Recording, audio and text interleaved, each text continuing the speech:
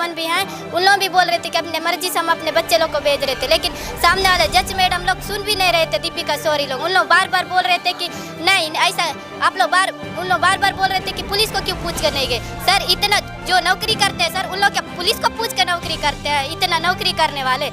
हक तो तब हो गई जब एक सदस्य ने पूछा क्या आपने पुलिस को लिखित में सूचना दी थी कि आप एक शहर से दूसरे शहर जा रहे हैं।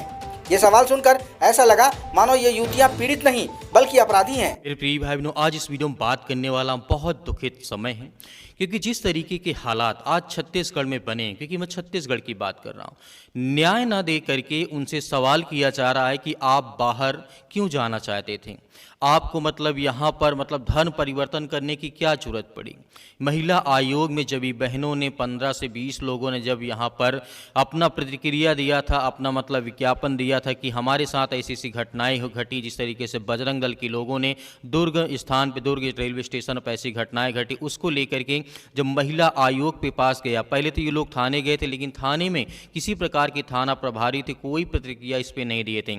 लेकिन इनकी उम्मीद थी कि हमें न्याय महिला आयोग में जाएंगे तो कहीं न कहीं हमारी बातों को सुना जाएगा। लेकिन वहाँ पर पीड़िताओं से, खुद आदिवासी बहनों से महिला आयोग पूछ रहे हैं कि आपको बाहर जाने की क्या ज़रूरत थी, आपने धर्म परिवर्तन क्यों कर लिया, आप दूसरे धर्म में क्यों चले गए, आप ये क्या कर रहे हैं, वो क्या कर रहे हैं। मैं एक बात पूछना चाहता हूँ, महिला आयोग का काम है कोई भी धर्म, कोई भी जात की पीड़िता यदि कोई महिला आती है, उनकी बातों को आपको सुनना है, जो वो कह रहे हैं उस पर आपको प्रतिक्रिया देनी है। सामने वाले व्यक्ति को बुला करके आपको वहाँ पर बुलाना चाहिए, मीटिंग करना चाहिए, जो भी कार्रवाई होती है उसको आगे बढ़ाना चाहिए। लेकिन महिला आयोग ने उन बहनों को जिस तरीके से वहां पर मतलब लाचार कर दिया, कमजोर कर दिया, जिस तरीके के आरोप बजरंग दल के ऊपर लगाए गए थे, महिलाओं को छेड़छाड़, मारपीट, धमकी, तरह तरह की चीजें थी, लेकिन इस पे न्याय दिलाने के बजाय महिला आयोग यहाँ पे कह रहा है कि आपको बाहर जाने की क्या जरूरत थी, जिस तरीके से आप दूसरे धर्म में क्यों चली गई। ये इस तरीके कोई सवाल है?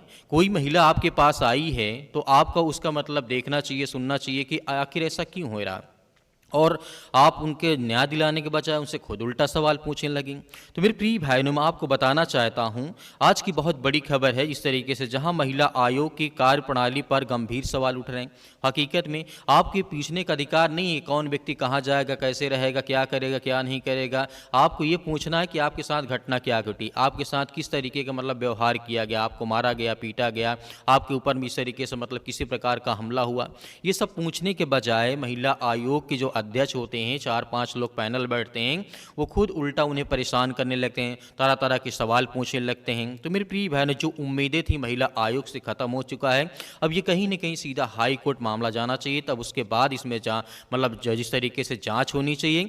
और मैं तो कहता हूं कि वहाँ के जितने लोग भी कार्यकर्ता हैं, मसीह समाज के लोग, कहीं न कहीं इस पर आप डट करके मुकाबला करके, ऐसे लोग हैं जो धमकाते हैं, डराते हैं, परेशान करते हैं, न्याय देने के बजाय वहाँ पर बहुत सारे मतलब जो पीड़िता है उनसे ही सवाल पूछने लगे।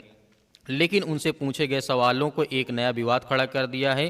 तीसरी पीड़िता से उत्पीड़न पर सवाल नहीं बल्कि धर्मांतरण के मुद्दे पर आखिर मामला जिस तरीके से सामने आया है, वहाँ पे जो पीड़िता बहनें थी उनको लेकर के यहाँ पर पूछना चाहिए सवाल कि आपके साथ जो घटनाएं घटी हैं हम उसको बुला देख रहे हैं, उसकी जाँच करवा रहे, उसकी कार्रवाई हम तुरंत करेंगे। लेकिन जिस तरीके की मानसिकता, जिससे ब्राह्मणवादी विचारधारा, बीजेपी की सरकार, बजरंग दल के, विश्व हिंदू परिषद के लोग, बीजेपी कार्यकर्ता इस चीज़ में काफ़ी ज़्यादा एक्टिव हैं। मेरे प्रिय भाइयों, जिस तरीके से सामान्य तौर पर यदि आयोग की उम्मीद की जा रही थी कि महिलाओं को न्याय मिलेगा, ये सारी चीज़ें होंगी, लेकिन उनको खुद न्याय दिलाने के बजाय उनको ज़बरदस्ती प्रेशर बनाने लगे कि खुद अपना केस वापस कर लें। लेकिन मसीह समाज ऐसा नहीं है, कभी भी उल्टे पांव भागेगा नहीं। मेरे प्रिय भाइयों, आपको थोड़ा सा मैं खबर दिखाना चाहता हूँ, उन बहनों ने क्या कहा, पहले उस वीडियो को देख लीजिए, उसके बाद में बात करता हूँ। अमन भी हैं, उन लोग भी बोल रहे थे कि अपने मर्जी से हम अपने बच्चे लोग को भेज रहे थे, लेकिन सामने वाले जज मैडम लोग सुन भी नहीं रहे थे। दीपिका सॉरी लोग उन लोग बार बार बोल रहे थे कि नहीं ऐसा आप लोग उन लोग बार बार बोल रहे थे कि पुलिस को क्यों पूछ कर नहीं गए। सर इतना जो नौकरी करते हैं सर, उन लोग क्या पुलिस को पूछ कर नौकरी करते हैं? इतना नौकरी करने वाले। हक तो तब हो गई जब एक सदस्य ने पूछा क्या आपने पुलिस को लिखित में सूचना दी थी कि आप एक शहर से दूसरे शहर जा रहे हैं। ये सवाल सुनकर ऐसा लगा मानो ये युवतियां पीड़ित नहीं बल्कि अपराधी हैं। इन सब के बीच एक और सदस्य लक्ष्मी वर्मा का सवाल तो और भी हैरान करने वाला था। उन्होंने युवतियों के आवेदन को देखकर कहा, यह आवेदन तो आपने खुद नहीं लिखा है, यह तो किसी से लिखवाया हुआ लग रहा है। शायद मैडम ये भूल गई कि हमारे 121 करोड़ से ज़्यादा लोगों के देश में आज भी करोड़ों लोग निरक्षर हैं, जो सरकारी कामों के लिए साक्षर लोगों की मदद लेते हैं। यहाँ तक कि बड़े बड़े पढ़े लिखे लोग भी कोर्ट कचहरी के कामों के लिए वकीलों से ही लिखवाते हैं। सुनवाई के बाद पीड़ित युवतियों और उनके परिवार वालों ने जो कहा वो दिल दुखाने वाला है। उन्होंने साफ कहा कि उन्हें शायद ही महिला आयोग से न्याय मिलेगा।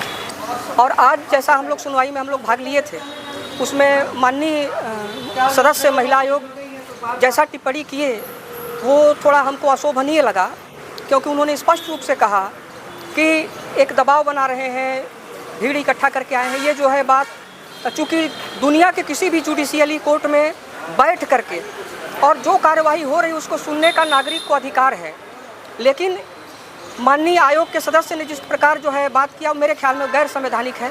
सुनवाई से बिल्कुल हम लोग संतुष्ट नहीं हैं, क्योंकि जो भाजपा महिला आयोग के सदस्य हैं उन लोग दबाव बना रहे हैं, जबकि ये मुद्दा है वहाँ पर इन लड़कियों, आदिवासी 3 लड़कियों के साथ अत्याचार हुआ है, उस संबंध में महिला आयोग में आवेदन दिया गया है।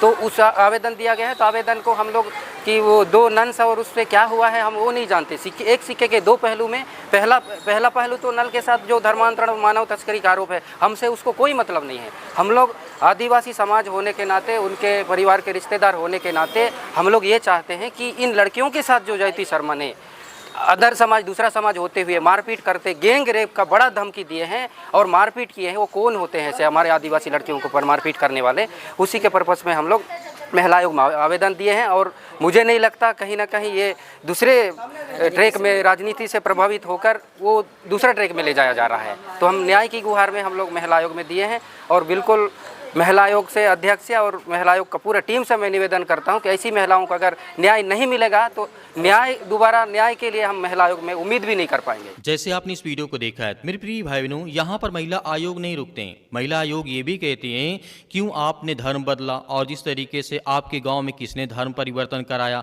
आपको किसने धर्म आपका बदला दिया, क्या यह समस्या आपके धर्म बदलने की वजह से हुई है। इस तरीके के जो फालतू आयोग, महिला आयोग जो सवाल पूछ रहा है, कहीं न कहीं इन पर सवाल खड़े करते हैं, क्योंकि जिस तरीके से युक्तियों को लेकर के बहुत सारी बातें वो अपने आप को असहज महसूस कर रही हैं कि हम कहाँ पर आ गए, हम न्याय मांगने के लिए आए थे, हमसे ही हमारे ऊपर ही झूठा आरोप लगाया जा रहा है, हमको ही खुद दबाया जा रहा है, हमको हमारे ऊपर खुद प्रेशर डाला जा रहा है। इस तरीके की हीन भावना जिस तरीके से रख रही है, इस तरीके से महिला आयोग, कानून कहता है कि महिला आयोग का मुख्य काम है महिलाओं का उत्पीड़न की शिकायत सुनना, उन पर कार्रवाई करना और पीड़िता को न्याय दिलाना होता है।